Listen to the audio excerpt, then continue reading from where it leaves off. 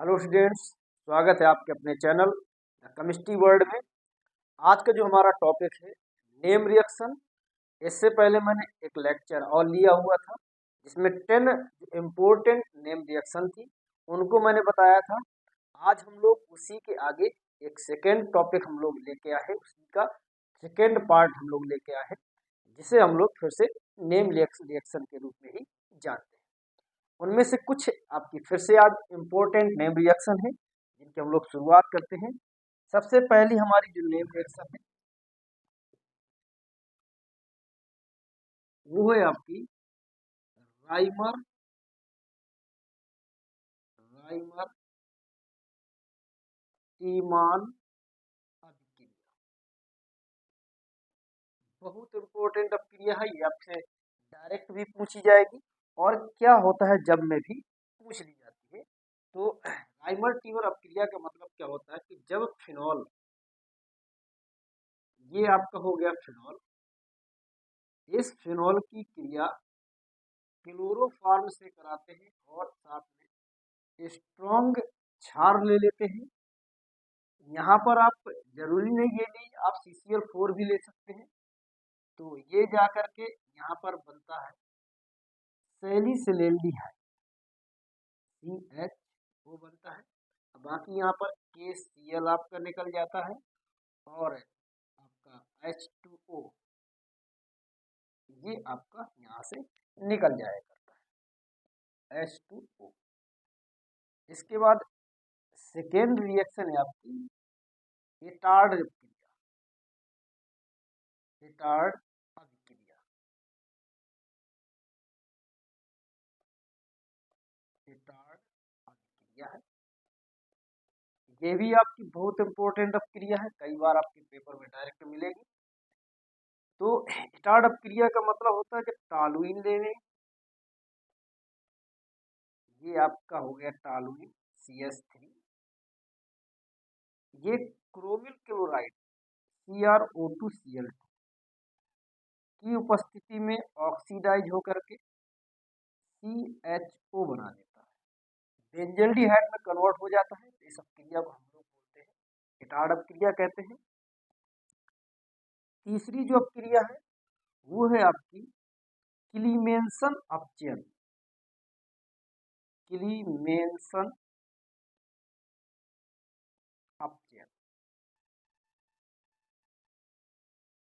क्लीमेंसन अपचयन में क्या होता है कि जब हम लोग यहाँ पर कोई भी कार्बोनिल कंपाउंड ले लेते हैं, RCHO ले लेंगे, इसका हम लोग अपचयन कराते हैं और अपचयन में यहाँ पर 4 लेना पड़ेगा। यहाँ पर हम लोग NaHG और HCl ले लेते हैं।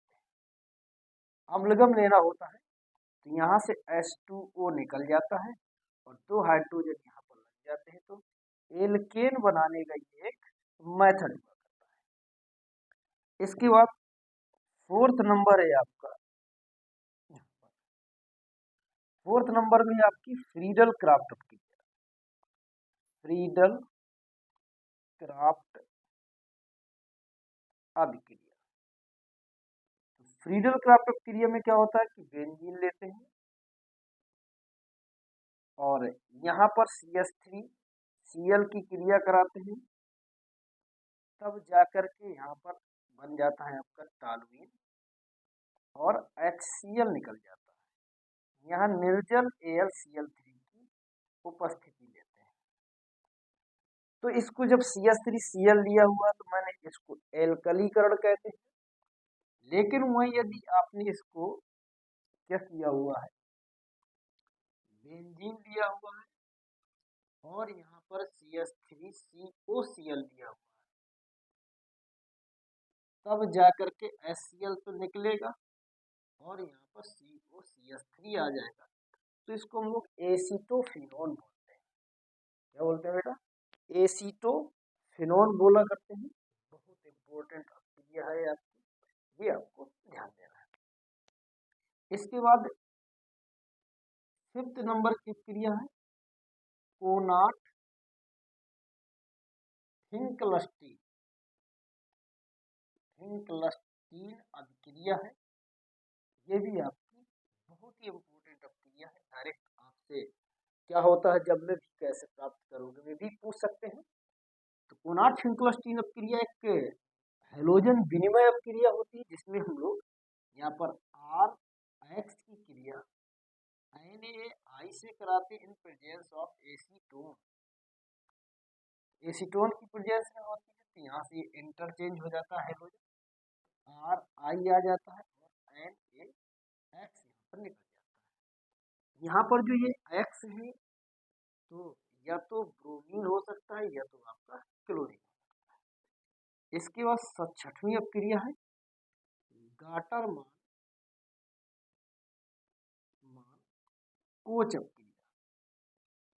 कोच अपक्रिया, तो गाटर मान कोच अपक्रिया एक एल्डिहाइड मतलब बेंजल्डिहाइड बनाने का एक मेथड होता है। ये आपका H ले लिया, यहाँ CO और HCl ले लेंगे तो बेंजल्डिहाइड बन करके तैयार हो जाता है। इसे हम लोग गाटरमान कोच अपक्रिया के नाम से जानते हैं।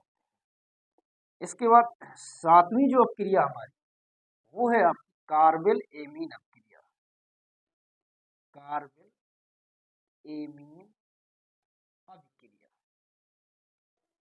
कार्बेल एमीन अपक्रिया में क्या होता है कि इसको आइसोसाइनेट परीक्षण भी कहते हैं। RNH2 लेते हैं, यहाँ से 3KOH ले लेते हैं और CHCl3 लेते हैं, तो जाकर के यहाँ पर RNC बनता है। और साथ में यहाँ निकलता क्या है, एक तो आपका KCl निकलता है 3 और एक आपका H2O निकलता है 3। तो ये आपकी कार्बेल एमीन अभिक्रिया के नाम से जानी जाती है। बहुत ही इम्पोर्टेंट अभिक्रिया है, इसको ध्यान दीजिएगा। 8th नंबर में आपकी सेंडमेयर अपक्रिया।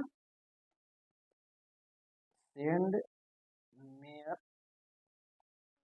अभिक्रिया, सेंडमेयर अपक्रिया में क्या होता है कि जब हम लोग यहाँ पर एनिलीन लेते हैं, इस एनिलीन की क्रिया हम लोग NaNO2 और HCl से कराते हैं, तो जा करके ये आपका N2Cl बनता है। और जब यहाँ से इसकी हम लोग क्रिया कराते हैं किससे, CuCl और HCl से, तो आपको क्लोरोबेंजीन मिलता है। इसको हम लोग कहते हैं सेंडमेयर अपक्रिया। लेकिन अगर यहाँ से आपने इसको जगह Cu और HCl ले लिया तब भी यहाँ पर क्लोरोबेंजीन ही बनता है। लेकिन अब इस अपक्रिया को सेंडमेयर की बजाय गाटरमान अपक्रिया कहते हैं।